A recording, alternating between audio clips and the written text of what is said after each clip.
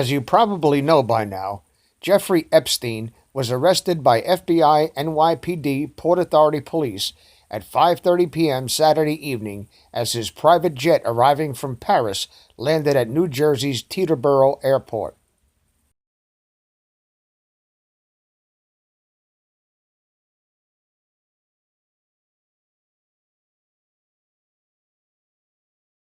Reports say that the arrest occurred without incident. Yeah, okay. Were they expecting a struggle from a limp dick wimp who gets off on power trips by abusing little girls? Now he's being held in Manhattan after pleading not guilty in court today. What the fuck? Pleas require some snitching, and he apparently would rather take his chances with Bubba than end up on the end of a doorknob. Just saying. The court has scheduled a bail hearing for Thursday. Good luck with that, Jeff. The DA has stated that they will seek remand because he is about as flight risky as you can get. Well, Jeff, it looks like Bubba's going to have company until your trial, sometime in 2020. Meanwhile, see if the commissary has KY. Get the his and hers variety. Both of yous can take turns with the purple bottle. Have fun now. Yurt? Just in case you haven't seen it, I have provided a link in the description for the entire 14-page unsealed indictment. I'll show part of it here in a minute. Just remember, these are federal charges, not New York criminal court. There is no parole in the federal system. 45 years means 45 years to the day. When, not if he's convicted, he may end up in Club Fed. But for him, that would be worse than the shoe in Attica or Sing Sing. Let's just say if all goes as it's supposed to, then Jeff is going to have to develop an entirely new set of proclivities and paraphilias. That is, if he survives the plots of those who he could or has already incriminated. Keep this in mind. One of the two counts against him is conspiracy to traffic children. A conspiracy requires at least another person. That person is not named in the indictment. So in order for the statute to be violated, to satisfy the elements of the crime, another person will have to be charged in the case as a co-defendant, otherwise the charge would have to be dismissed and would not survive his attorney's motion for a summary judgment dismissal. Southern District of New York also does not have subject matter jurisdiction for Florida, even though this is a federal case. Interstate transportation of anyone against their will, a minor cannot legally consent, is kidnapping. When it is done in a sex case, it falls under the Mann Act, Title 18 U.S.C. 2421, also known as the White Slave Traffic Act. Those two charges are also not specified in the indictment. Something else that I find curious and somewhat disturbing is that Maureen Comey, fired FBI Director James Comey's daughter, is one of the lead prosecutors.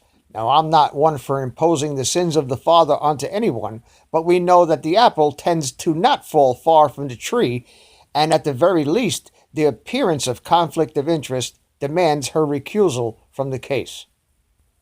Another thing I find curious is the paucity of the allegations. No specific allegations are made in the indictment, although these could be disclosed in the discovery stage. A reason to withhold specific information is to prevent construction of alibis prior to trial. Still, another possibility is that the Southern District of New York is intentionally trying to blow the trial while creating the illusion of due process. If that's true, then immediately after the trial starts, jeopardy attaches. If the charges are dismissed on a motion for summary judgment or he is otherwise acquitted, he cannot be tried again, and all the people he can bring down are safe. It wouldn't be the first time that a lower echelon member of the satanic cabal has fallen on his sword or was forced to commit seppuku in order to save the higher-ups.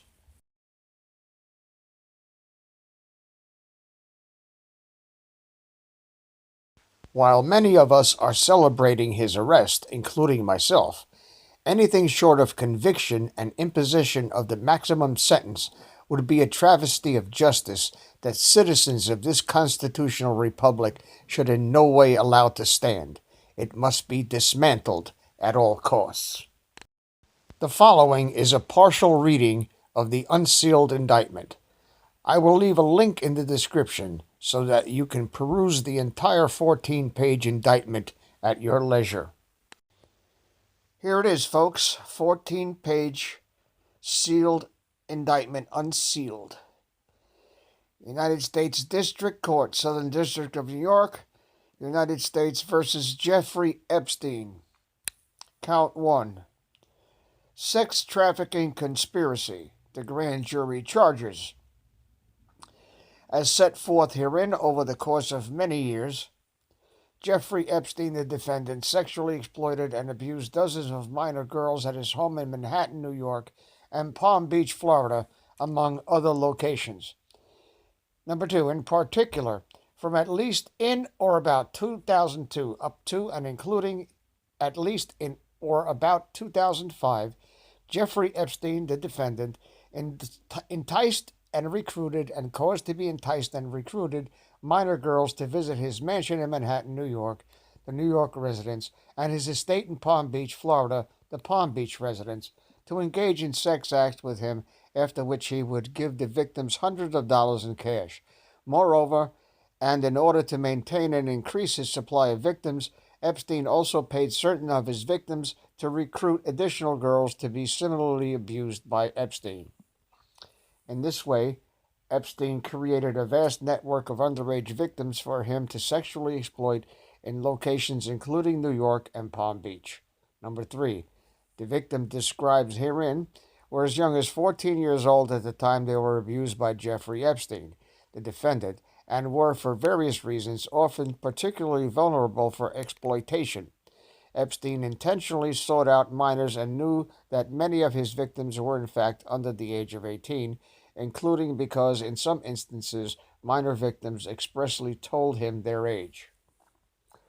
Number 4, in creating and maintaining this network of minor victims in multiple states to sexually abuse and exploit, Jeffrey Epstein, the defendant, worked and conspired with others, including employees and associates, who facilitated his conduct by, among other things, contacting victims and scheduling their sexual encounters with Epstein at the New York residence and at the Palm Beach residence.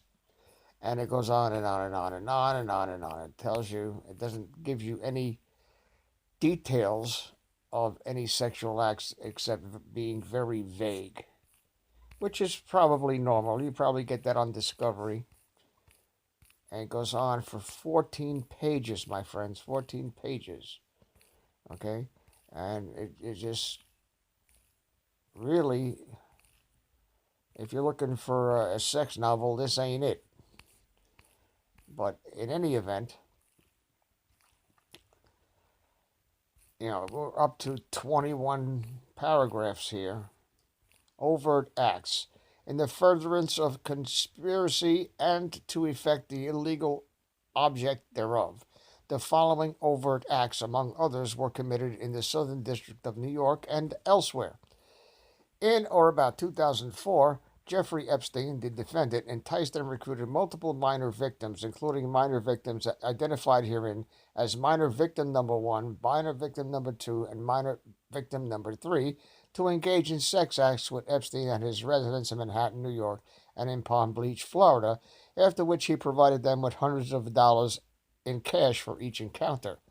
In or about 2002, minor victim 1 was recruited to engage in sex acts with Epstein and was repeatedly sexually abused by Epstein at the New York residence over a period of years and was paid hundreds of dollars for each encounter. Epstein also encouraged and enticed minor victim number 1 to recruit other girls to engage in paid sex acts, which he did. Epstein asked minor victim number 1 how old she was, and minor victim number 1 answered truthfully. In or about 2004, employee number 1, located in the Southern District of New York and on behalf of Epstein, placed telephone calls to minor victim number 1 in order to schedule an appointment for minor victim number 1 to engage in paid sex acts with Epstein. There is nothing. See, it's okay because they say victim number 1, but they never say who the victims are, which is, I think, it's a little bit strange. Count number 2, sex trafficking. The grand jury further charges the allegations continued in paragraphs 1 through 19 and 22 of this indictment are repeated and re-alleged as if fully set forth within. From at least in or about 2002 up to and including in or about 2005 in the Southern District of New York, Jeffrey Epstein, the defendant, willfully and knowingly and in affecting interstate and foreign commerce, did recruit, entice, harbor, transport, provide, and obtain by any means a person knowing that the person did not attain the age of 18 and would be caused to engage in a commercial sex act, and did aid and abet the same, to wit, Epstein recruited, enticed, harbored, transported, provided, and obtained numerous individuals who were less than 18 years old, including but not limited to minor victim number one, as described above, and who were then caused to engage in at least one commercial sex act in Manhattan, New York. Oh my God. Yeah, you read all this legal double talk here. I wish that the legal jargon would be a little bit easier to understand for you guys, but this is the way it's done. They're seeking forfeiture of his property and blah, blah, blah, blah, blah. 14-page indictment. Okay? And there's the numbers right there.